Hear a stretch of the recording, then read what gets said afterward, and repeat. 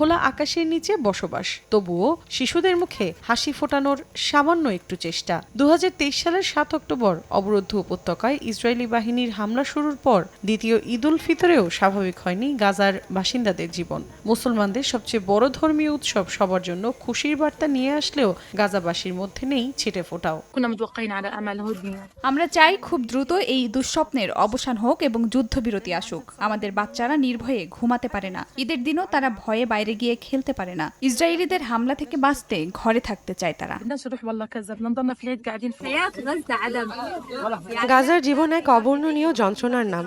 ঈদ বা রমজানে এখানকার শিশুদের বিশেষ কোনো আনন্দ নেই, উৎসব উদযাপনেও কারো কাছে নেই প্রয়োজনীয় অনুষঙ্গ। মানুষ কোনো রকম টিকে থাকার কথা ভাবছে।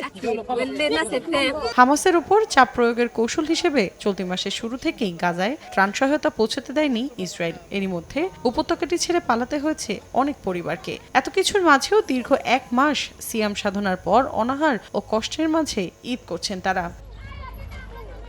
মৌসুমীর সাথী, সময় সংবাদ।